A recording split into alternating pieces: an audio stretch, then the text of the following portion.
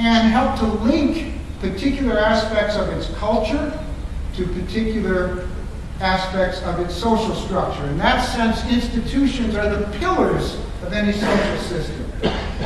In all societies, all human societies, the basic institutions include the economy, include the family or kinship system, include religion, and in more developed societies include education as a separate institution.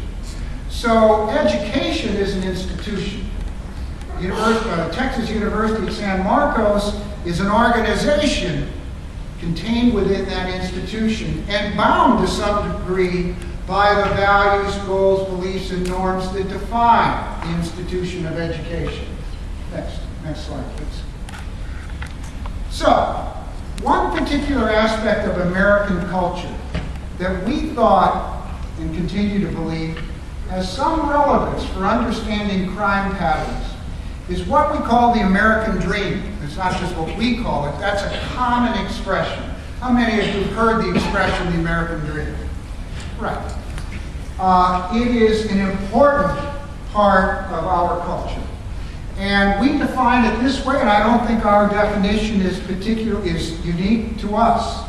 What we've tried to do is capture the general definition of the American dream, a broad cultural ethos that entails a commitment to the goal of material success to be pursued by everyone in the society under conditions of open, individual competition. So let's break down that definition into its core components. First of all, it places a strong emphasis on competitive achievement. So in the U.S. and in other societies like the U.S., we attain certain of our social positions through a process of competing with one another. The winners of the competition enter the social positions or enter the higher levels of whatever the position is we might be considering, and those who don't win enter lower level positions. There's a strong emphasis in the American dream on individualism. It's individual competition that matters, according to the American dream.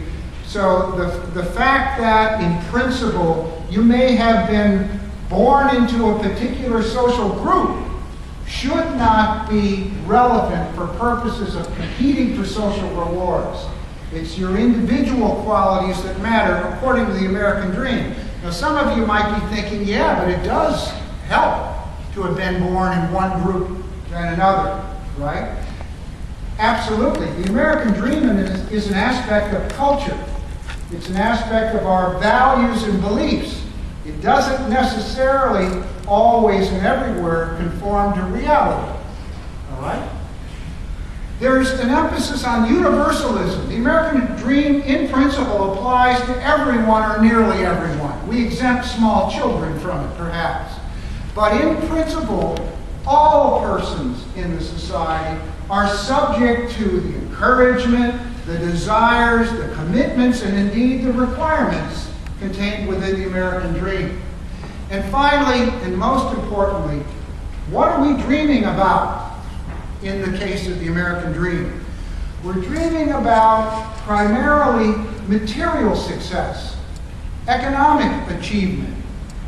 Monetary goals are central to the American dream. So when you think about the American dream, one example that often is used to illustrate the American dream is owning one's home, having one's own home as a core ingredient of the American dream and a sign that you've made it. But note what's being emphasized. What's being emphasized is the home owner, not the home maker. Once you own a home, someone has to be responsible for keeping it up, for, in a sense, making that structure into a home. That's not the primary emphasis of the American dream. The American dream emphasizes ownership of the home. emphasizes the more material aspect of home ownership. Next slide. That's the part of culture that we draw out and think has some particular relevance to crime, and I'll explain the relevance shortly. But let me now get to that other component of social organization, social structure. Recall that I said that social structure is comprised of basic social institutions, right? And those institutions define one society as compared to others. In our own society, we have an economy, an economic institution, that is characterized as a free market economy, a capitalist free market economy. Other societies have economic systems that are organized differently. Sometimes they're called command economies. So our economy helps to define our society in relation to others. Not to say that there aren't other societies with free market economies.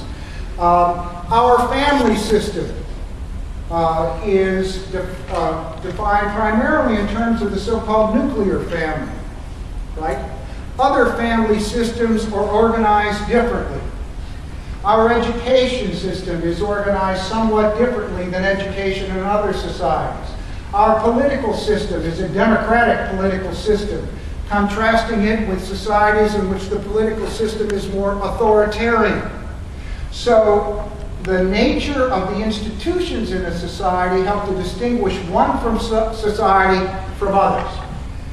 We argue in this book that compared to other developed societies, somewhat like the U.S., there is a stronger emphasis in the institutional structure of the society on the economy compared with other institutions.